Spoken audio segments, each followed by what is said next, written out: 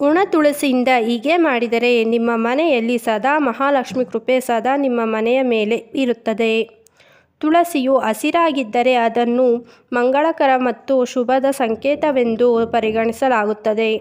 ಆದರೆ ಮನೆಯಲ್ಲಿರುವ ತುಳಸಿ ಗಿಡ ಒಣಗಿದರೆ ಅದನ್ನು ಅಶುಭವೆಂದು, ಕೆಟ್ಟ ಘಟನೆಗಳ ಸೂಚನೆ ಎನ್ನುತ್ತಾರೆ ನಮ್ಮ ಹಿರಿಯರು.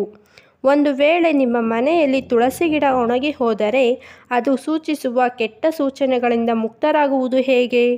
ಯಾವ ಕೆಲಸಗಳನ್ನು ಮಾಡಿದರೆ ಅಶುಭ ಘಟನೆಗಳಿಂದ ಪಾರಾಗಬಹುದು? ಮನೆಯಲ್ಲಿ ತುಳಸಿ ಗಿಡ ಒಣಗಿದರೆ ನಾವು ಏನು ಮಾಡಬೇಕು ಎಂಬುದನ್ನು ನೋಡೋಣ. ತುಳಸಿ ಗಿಡ ಒಣಗಿದಾಗ ಈ ಕೆಲಸ ಮಾಡಿ.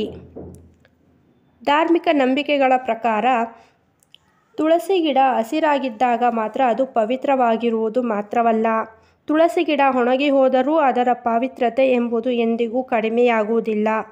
ನಿಮ್ಮ ಮನೆಯಲ್ಲಿ ತುಳಸಿ ಗಿಡ ಒಣಗಿ ಹೋಗಿದ್ದರೆ ಆ ಗಿಡವನ್ನು ಪವಿತ್ರ ನದಿ ಅಥವಾ ಕೊಳದಲ್ಲಿ ಪೂರ್ಣ ಭಕ್ತಿ ಮತ್ತು ಗೌರವದಿಂದ ಮುಳುಗಿಸಬೇಕು. ತುಳಸಿ ಇಲ್ಲದೆ ವಿಷ್ಣು ಪೂಜೆಯಲ್ಲಿ ಆತನಿಗೆ ಏನನ್ನು ಅರ್ಪಿಸಿದರೂ ಅದನ್ನು ಅಪೂರ್ಣವೆಂದು ಪರಿಗಣಿಸಲಾಗುತ್ತದೆ. ನೀವು ಒಣ ತುಳಸಿ ಎಲೆಯನ್ನು ವಿಷ್ಣುವಿನ ಪೂಜೆಯಲ್ಲಿ ಬಳಸಿಕೊಳ್ಳಬಹುದು ಅಥವಾ ವಿಷ್ಣು ದೇವನಿಗೆ ಆ ಎಲೆಗಳನ್ನು ಅರ್ಪಿಸಬಹುದು. ಒಣ ತುಳಸಿ ಬೇರಿನಿಂದ ಹೀಗೆ ಮಾಡಿ.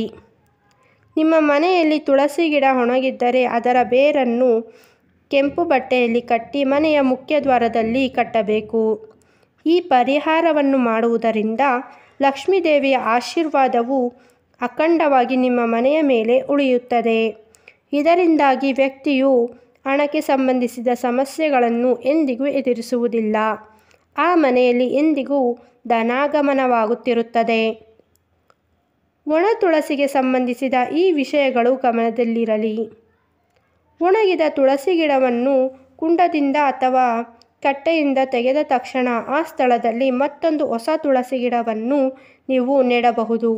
ನೀವು ಮನೆಯಲ್ಲಿ ತುಳಸಿ ಗಿಡವನ್ನು ನೆಡಲು ಬಯಸಿದರೆ ಗುರುವಾರವನ್ನು ಅತ್ಯುತ್ತಮ ದಿನವೆಂದು ಪರಿಗಣಿಸಲಾಗುತ್ತದೆ. ಭಾನುವಾರ ಮತ್ತು ಏಕಾದಶಿಯಂದು ತುಳಸಿ ಗಿಡಕ್ಕೆ ನೀರು ಹಾಕಬಾರದು ಮತ್ತು ಅದರ ಎಲೆಯನ್ನು ತೆಗೆಯಬಾರದು ಎಂಬುದನ್ನು ನೆನಪಿನಲ್ಲಿಡಿ. ಮನೆಯಲ್ಲಿ ಒಣಗಿರುವ ತುಳಸಿ ಗಿಡದಿಂದ ನೀವು ಈ ಮೇಲಿನ ಎಲ್ಲ ಪ್ರಯೋಜನಗಳನ್ನು ಪಡೆದುಕೊಳ್ಳಬಹುದು. ತುಳಸಿ ಗಿಡ ಒಣಗಿದೆ ಎಂದು ಮನಬಂದಲ್ಲಿ ಎಸೆಯುವ ತಪ್ಪುಗಳನ್ನು ನೀವು ಎಂದಿಗೂ ಮಾಡಲು ಹೋಗದಿರಿ. ಸ್ನೇಹಿತರೆ, ಇಂದಿನ ಈ ಮಾಹಿತಿ ನಿಮಗೆ ಇಷ್ಟವಾಗಿದ್ದರೆ ದಯವಿಟ್ಟು ಒಂದು ಲೈಕ್ ಮಾಡಿ. ಹಾಗೆ ಚಾನಲ್ಗೆ ಸಬ್ಸ್ಕ್ರೈಬ್ ಆಗೋದನ್ನು ಮರಿಬೇಡಿ. ಮತ್ತೊಂದು ವಿಶೇಷವಾದ ಮಾಹಿತಿಯೊಂದಿಗೆ ಭೇಟಿಯಾಗೋಣ. ಧನ್ಯವಾದಗಳು.